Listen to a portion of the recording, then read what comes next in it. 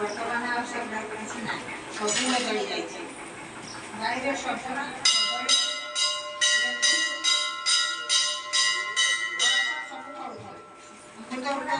से तरकारी से सफरा आउ ना मसला बदली जाइए सब जिन बदल बहुत धन्यवाद मु अनुरोध करी मां आदे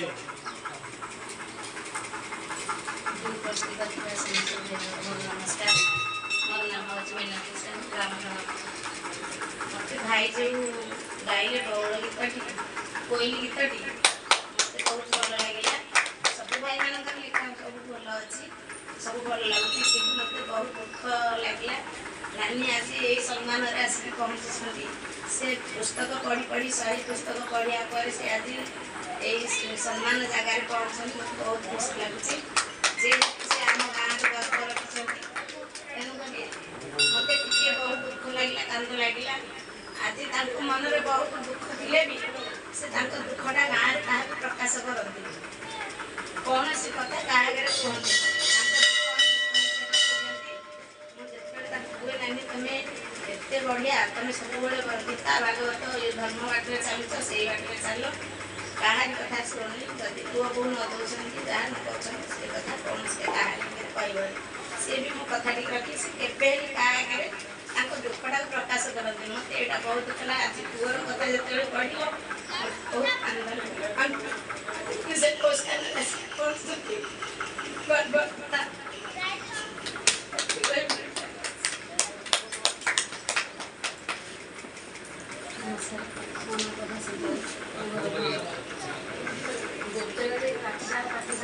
बही आसा मो घर सब सब पूरी कहे बही लेकिन पढ़ जिते भी बही आसे आग लेकिन दिए मैंने से दिन आसे बही पत्र कही पूरी बही आसी मुझे पढ़े आप कही पूरी आत्मा पढ़ू मत पाई ना सब पढ़ी सी सब लेकिन लोग पढ़ी बही सब बही जिते बही आसे सब प्राय पढ़ी जो बही आसे प्रभात साल 4 खंड बही आसे 4 खंड बही से नहीं पढ़ी 4 खंड बही पढ़ी मैंने मत पानी पढ़ा मुझे पढ़ी ये जो बही आसला माटी मनीष बहीटा मुझे पढ़ीदेली मुझे पूरी कविता बहीटा पढ़ प्रभाषा लिखी आम गाँ विषय भी लिखाई प्रथम साल विषय लिखाई बहुत बढ़िया लगा नहीं कविता देखें कहीं पढ़ समस्त जानतु माँ गाँ माटी सब मैंने सब जिन पुराना जिन नुआ जिन आसूँ ता विषय लिखाई पढ़ी बहीटा आसला सामने पढ़ाला ये भी जानना बही आस पुणी लेकिन पढ़ी एत बात कथा गलानी ये पचर मत कहले एत कथा मत जानू कहनी मुझे खूब आसला बहीटा मुझे पुणी गली पढ़ समस्त जिते कथा जिनसा होगा बड़ जिन होगा बहुत खुशी लगेगा तापर पुणी जिते दुख थे भी सब से बही दुख नहीं मुझे सब पढ़ती आम सब बही आसला आगे बही से खाते आपर सब बहुत खुशी लगे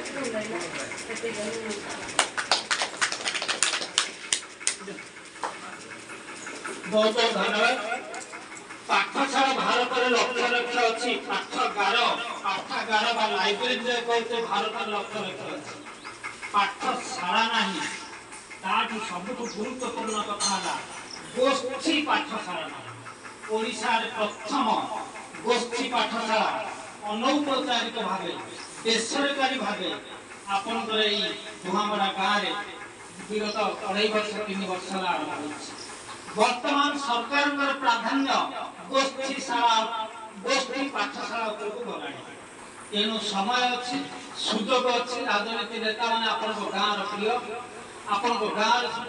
समस्त भी राजनीतिक नेतृवृंद संगे सुसंपर्क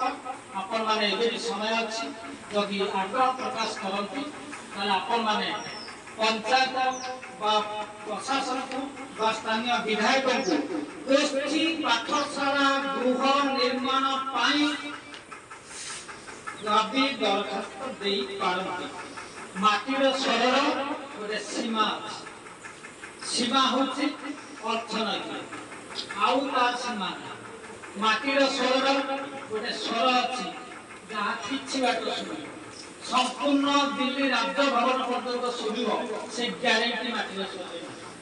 माटीर स्वर टी आड़े समाज टिके देखई दबो तापर समाज तार से जदी चालुती बोले चालुती न अन्य अटकी समाज को पहले की तोटी की नहीं की जीवा माटीर स्वर आभिमुख्य न माटीर स्वर प्रति मुहूर्त रे लोककर आग्रह देखि हमको चलवा पड़ो लोक नाहांती दुख ना 15 जन अछंती किछि दुख ना 3 दिन अछंती किछि असुविधा ना 500 आसिले किछि आत्मगर्व भी ना लोकंकर चाहिदा जहाँ सही अनुसार समाज जीव माटीर स्वर अनुसार जीवन तेणु माटीर स्वर जोठी प्रतिभा जोठी भद्र लोक जोठी भल लोक जोठी माटीर स्वर से जड़े हो अधे हो भंगलापुर हो साहू समस्ते से नजर देवे तेणु आज ये गोष्ठी पाठशाला एक सफल दिन बोली आम अनुभव करुचु आपण मतामत को नहीं बर्तमान मु अनुरोध करी श्रीयुक्त चंद्रशेखर साहू महोदय को संक्षिप्त 2 मिनिट ए कार्यक्रम संपर्क में गाँव सभापति हिसाब से माटीर स्वर प्राथमिक सदस्य हिसाब से समाजसेवी हिसाब से गाँव मुखिया हिसाब से एवं साहित्य प्रेमी समाज सेवी हिसाब से मात्र 2 पद रखी